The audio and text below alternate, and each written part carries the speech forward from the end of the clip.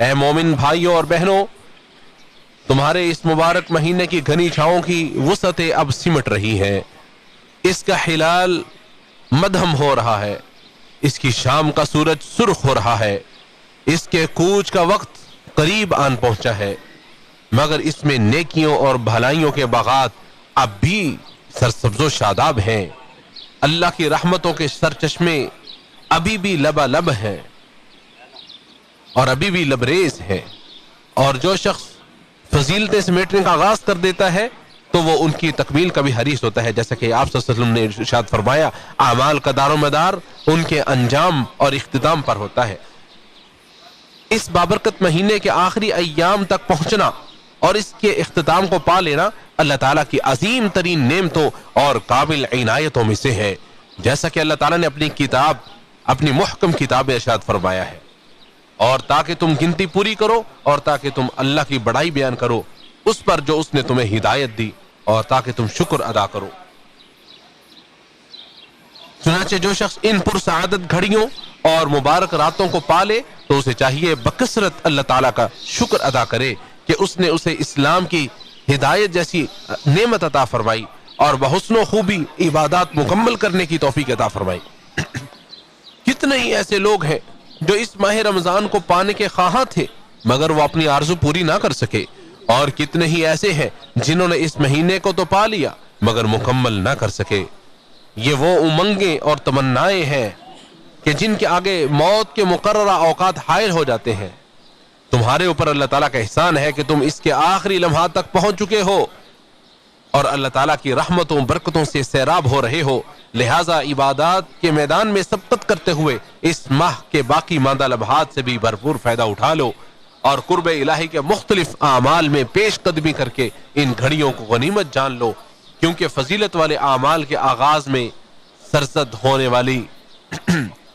ہونے والی کمی کوتاہی کا نہیں بلکہ کمال اختتام کا اعتبار ہوتا ہے۔ مسلمانوں، یقیناً اسلام ایک ربانی اور حکیمانہ دین ہے اور ایک عظیم متوازن شریعت ہے۔ اس میں عبادات و طاعات کو مومن کی اصلاح و تربیت اور اس کے نفس کے تزکیہ و درستی کے لیے مشروع کیا گیا ہے، جیسا کہ اللہ تعالیٰ نے روزے کی آیات کے ضمن میں ارشاد فرمایا یرید اللہ بکم اليسر ولا یرید بکم العسر، اللہ تعالیٰ تمہارے ساتھ نرمی کرنا چاہتا ہے، سختی نہیں کرنا چاہتا۔ ان الہی عبادات کی مشروعیت کے مقاصد میں سے ایک یہ بھی ہے کہ خالق کائنات کے حکم کی تعمیل کر کے، اس کے سامنے سر تسلیم خم کر کے، اس سے محبت کر کے اور اس کی اتباع و پیروی کر کے خالص اسی کی بندگی کی جائے۔ مومن کو اپنے عمل پر ناز و فخر نہیں کرنا چاہیے، نہ ہی اس پر بھروسہ و اعتماد کرنا چاہیے، نہ اسے بڑا سمجھنا چاہیے اور نہ ہی اس کی طرف دیکھنا چاہیے، بلکہ اپنے عمل میں کمی و کوتاہی، اپنے نفس کی کمزوری اور خامی کو ملحوظ خاطر رکھتے ہوئے اور اپنے اوپر اللہ تعالیٰ کے حقوق کو یاد کرتے ہوئے اپنے عمل کو چھوٹا اور حقیر سمجھنا چاہیے۔ اسے عظیم معنی کے پیش نظر نیک اعمال کے اختتام پر استغفار کرنا مشروع کیا گیا ہے تاکہ اعمال پر مہر ثبت ہو جائے، کیونکہ اللہ تعالیٰ کا فضل تو مومن بندے پر ابتدا ہی سے رہتا ہے جب وہ اسے نیک عمل کی توفیق دیتا ہے اور اس پر اس کی مدد کرتا ہے، اور پھر اس کا سب سے بڑا احسان ہوتا ہے کہ وہ اس عمل کو قبول بھی فرما لیتا ہے۔ سیدہ عائشہ رضی اللہ تعالی عنہ نے نبی صلی اللہ علیہ وسلم سے جب پوچھا اے اللہ کے رسول، اے اللہ کے نبی، اگر میں شب قدر کو پالوں تو کیا کہوں؟ تو آپ صلی اللہ علیہ وسلم نے ارشاد فرمایا تم کہو اللہم انک عفو تحب العفو فاعف عنی، اے اللہ بے شک تو بہت معاف کرنے والا، معافی کو پسند کرتا ہے، پس تو مجھے بھی معاف فرما۔ مومن رمضان المبارک میں مختلف قسم کی عبادات اور قربات کے ذریعے اللہ تعالیٰ کی خوشنودی حاصل کرنے کی کوشش کرتا ہے، اور جب وہ اس کے آخری دنوں میں داخل ہوتا ہے تو شب قدر تلاش کرتے ہوئے اللہ تعالیٰ سے یوں مغفرت کا سوال کرتا ہے جیسے کوئی گناہگار اور کوتاہیوں کا مرتکب بندہ ہو۔ چنانچہ آپ بھی کثرت استغفار اور عفو و درگزر کی التجاؤں کے ساتھ اس مہینے کے آخری ایام تک پہنچنے کی اس نعمت پر اللہ تعالیٰ کا شکر ادا کیجئے اور اس کی حمد و ثنا بیان کیجئے۔ اپنے دلوں میں اس حقیقت کو جاگزین کر لو کہ یہ محض اللہ تعالیٰ کی توفیق ہے، تمہارے اوپر اس کا فضل اور احسان ہے کہ اس نے تمہیں عبادات کی توفیق بخشی جبکہ تم اللہ کے حق میں کوتاہی اور کبھی کے مرتکب ہوئے. یہ اس لیے ہے تاکہ تم اس بندگی کے حقیقی مفہوم کو حاصل کر لو جو کمال محبت اور کمال عجز و انکسار کا جامع ہے. اللہ میرے اور آپ کے لیے رمضان کے ان باقی مادہ ایام کو بابرکت بنائے, ہمیں احسان کے مقامات تک پہنچنے کی توفیق عطا فرمائے. میں نے جو کہا آپ نے سماعت کیا, میں اپنے لیے اور آپ سب کے لیے مغفرت طلب کرتا ہوں, آپ بھی اس سے مغفرت طلب کریں, بے شک وہ بہت زیادہ معاف کرنے والا بخشنے والا ہے.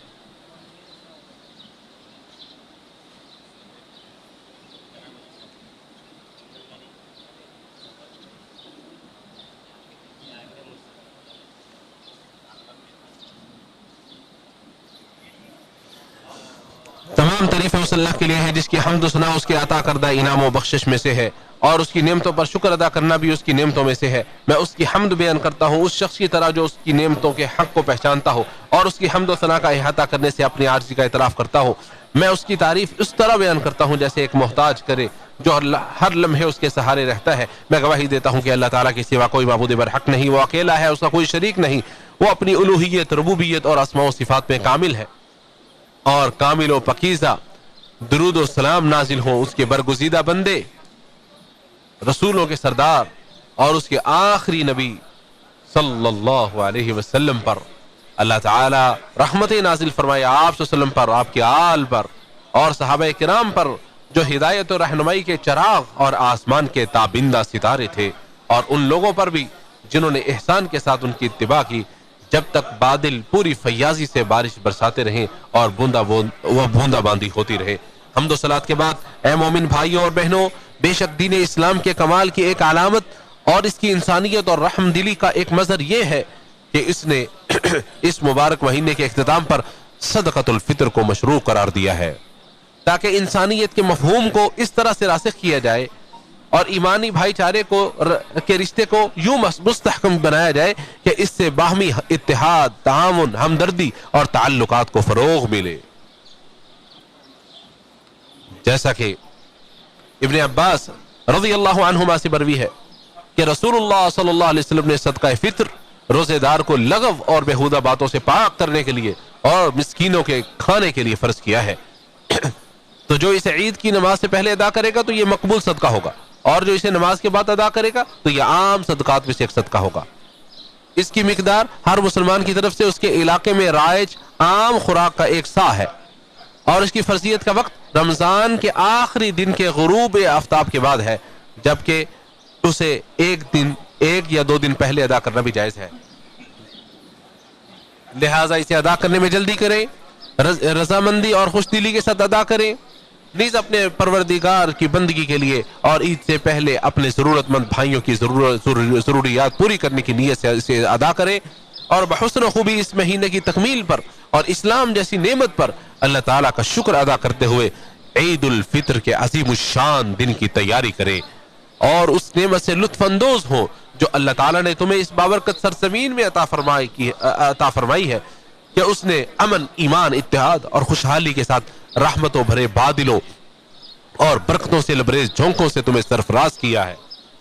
اور نیکیوں کی بارشوں سے تمہیں سیراب کیا. اللہ ہمارے اور آپ کے روزے اور قیام قبول فرمائے, ہمیں اس مہینے کے حسن اختتام تک پہنچائے, اور یہ مبارک مہینہ ہم پر اور آپ پر اور پوری امت مسلمہ پر بار بار امن و ایمان, سلامتی اور اسلام کے ساتھ لوٹائے. اے مومن مردوں اور عورتوں, آج کے دن مخلوق کے سب سے بہترین شخصیت, کائنات کے سردار محمد صلی اللہ علیہ وسلم پر درود پڑھنا مستحب ہے. چنانچہ نبی صلی اللہ علیہ وسلم نے ارشاد فرمایا, یقیناً تمہارے دنوں میں سے افضل ترین دن جمعہ ہے, لہٰذا اس دن میرے اوپر کثرت سے درود بھیجا کرو, اس لیے کہ تمہارے درود مجھ پر پیش کیے جاتے ہیں. اس دن اس پر کثرت سے درود سلام بھیجے. اے اللہ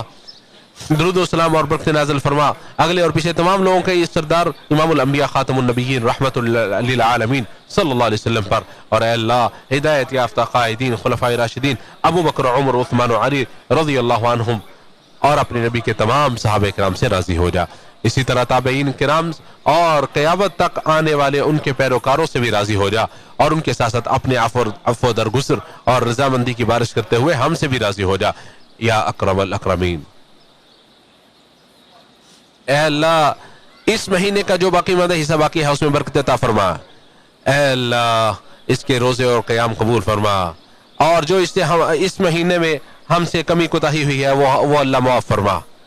اے اللہ اسلام اور مسلمانوں کو غلبہ عطا فرما، کفر اور اہل کفر کو رسوا فرما، اس بابرکت ملک کو اور تمام مسلم ممالک کو بھی مضبوط، محفوظ اور امن والا بنا دے۔ اے جہانوں کے پالنہار، اے اللہ اس ملک کی حفاظت فرما جو حرمین شریفین کا گہوارہ ہے، مسلمانوں کے دلوں کا مرکز ہے اور ہر شر سے ایمان کا مامن ہے۔ اے اللہ اس کے حکمرانوں، علماء اور عقیدے کی حفاظت فرما، اس کے مقدسات اور حرمتوں کی محفوظ فرما، اس ملک کے فوجیوں اور سرحدوں کی حفاظت فرما۔ اے اللہ تمام مسلمانوں کے حالات ہر جگہ درست فرما۔ اے تمام جہانوں کے پالنہار اور کمزوروں سے مصیبت اور تکلیف دور فرما۔ اے اللہ اے سب سے زیادہ رحم کرنے والے، اے اللہ ہمارے حاکم کو اللہ خصوصی توفیق عطا فرما۔ اے اللہ تمام مسلمانوں کے حالات ہر جگہ درست فرما۔ اے تمام جہانوں کے پالنہار اور کمزوروں سے مصیبت اور تکلیفوں کو دور فرما۔ اے سب سے زیادہ رحم کرنے والے، اے اللہ ہمارے مسلمان فلسطینی بھائیوں، اے اللہ ہمارے مسلمان بھائیوں کو فلسطین میں تیرے اور ان کے دشمن پر فتح عطا فرما۔ اے تمام جہانوں کے پالنہار ان کے ٹوٹے دل جوڑ دے اور انہیں فتح نصیب فرما۔ اے سب سے زیادہ رحم کرنے والے، اے اللہ ہم تجھ سے ہر اس خیر کا سوال کرتے ہیں جسے تو جانتا ہے اور ہر اس شر سے تیری پناہ مانگتے ہیں جسے تو جانتا ہے ہم نہیں جانتے۔ اللہ کے بندے اللہ کا شکر ادا کر کے اس کے فضل کو طلب کرو، اس کی اطاعت و فرمانبرداری کر کے اس کی نعمتوں کی حفاظت کرو، چمٹ کر اور جم کر اس سے دعا کرو اور اس کا ذکر کرو۔ ہمارا پروردگار بہت عزت والا ہے، ان تمام باتوں سے جو وہ پاک ہے جو کافر اس کی شان میں کہتے ہیں۔ رسولوں پر سلامتی ہو، تمام تعریفیں تمام جہانوں کے پالنہار کے لیے۔